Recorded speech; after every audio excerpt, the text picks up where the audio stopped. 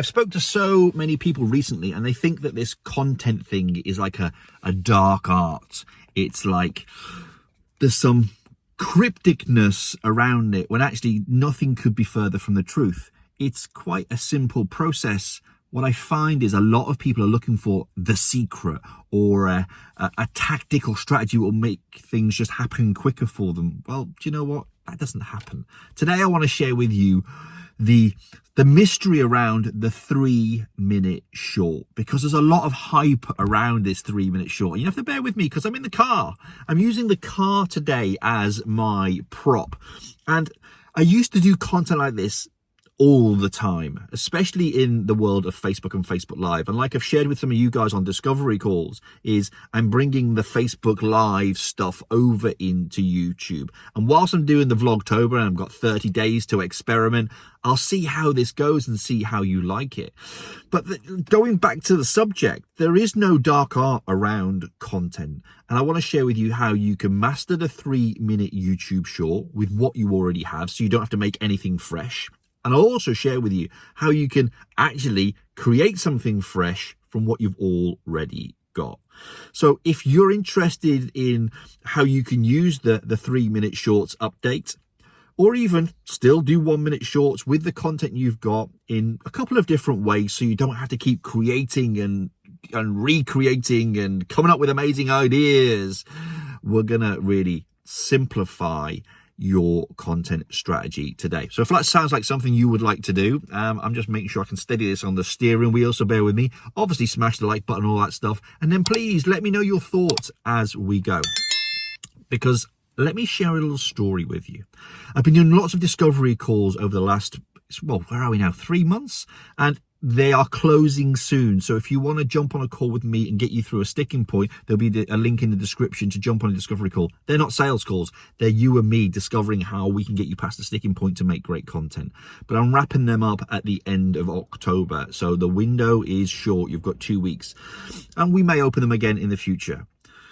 But through these discovery calls, people are sharing with me challenges, problems, pain points, insights, all of that stuff. And one of them, the key one, is content, what to make, how to make it that's going to land and resonate.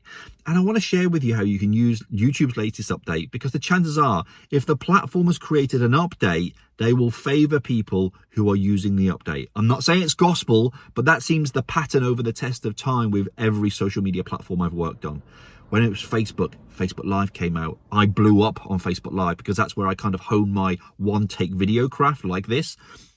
So, you know, Instagram, when Reels came out, you do Reels, you blow up. You know, TikTok came out and it was just stealing everything, all the good bits of all the other platforms, and that blew up.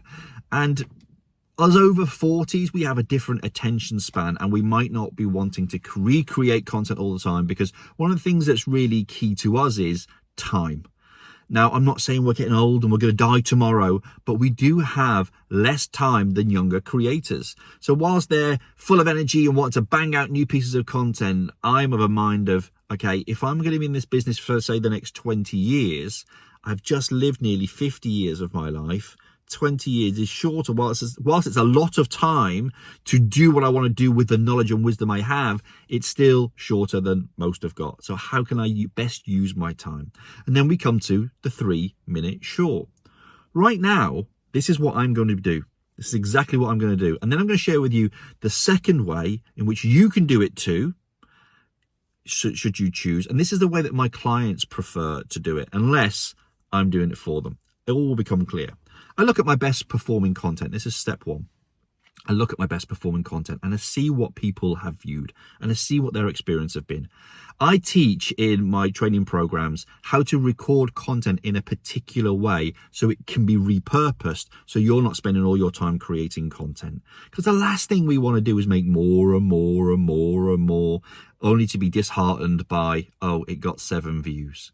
So we want to repurpose, if you like, our best performing content. So the way in which I do that is I teach people to record maybe in steps or in flow of motion. What that means is I'll lead them from one step to the other, to the other, to the other. It's like a timeline.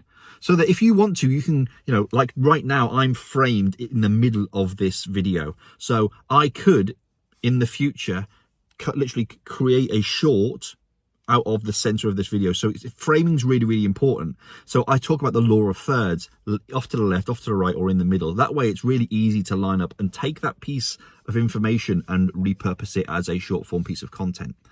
Oh, wobbly hand, sore, hang on. Sorry, I'm leaning it on the steering wheel as my tripod today. But the thing is, when you shoot in sections like step 1, step 2, step 3, you'll find through your analytics that most people won't watch the entire video. At the moment, I'm getting kind of 40-50% retention. So that means that 50% at the beginning didn't see 50% at the end. So I've got 2 double whammies here. I can take the best performing videos from YouTube. I can find the key point that people watch the most, and I can take that and I can top and tail it. And that might be, 1.5 minutes, might be, almost 3 minutes. Squeeze it in, do a top and tail. I've now got a YouTube shorts of 3 minutes. That's one way.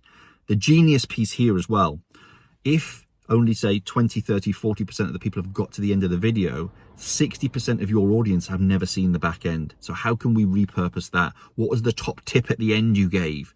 Clip that out, make that into a 1, 2, or 3 minute short. That way, you're not making new content, you're repurposing all the goodness that you've got. And essentially the piece at the end is a fresh piece of content. So keep that in mind. The next piece is this. You can take your best performing videos on YouTube. And the reason I say use your best performing videos on YouTube is because we have the data that your audience likes them. So it's worth repurposing that. Then grab the transcript from YouTube if you're not uploading subtitles and you're not using your own transcriptions. Download that transcript from YouTube and then identify the clips you want to make. And then remake them in a different format. You might want to do them in the vertical format. You might want to do them then in the, with a different background. You might want to do a different style, like a walk and talk. But you've already got the content that's performed well. You've got content that maybe 50, 60% of your audience have never seen before. So why waste it? Because it could be genius. Plus, you're also taking advantage of the 1, 2, 3 minute YouTube short feature. It's something that I will be doing. I've got to ask myself right now, have I got the capacity? Because in Vlogtober, I'm doing 1 video every single day. I hope you found this video useful today, and I'd love to know what you're going to do with your content in the comments. And if you want to know how to take your content to the next level, or do you know what, identify the 4 types, this is the one, the 4 types of content you should have, then you need to check out this video over here. It's the 4 types of content that every business should have, and it does include sales content for a reason. Take care, much love, Big Daddy out.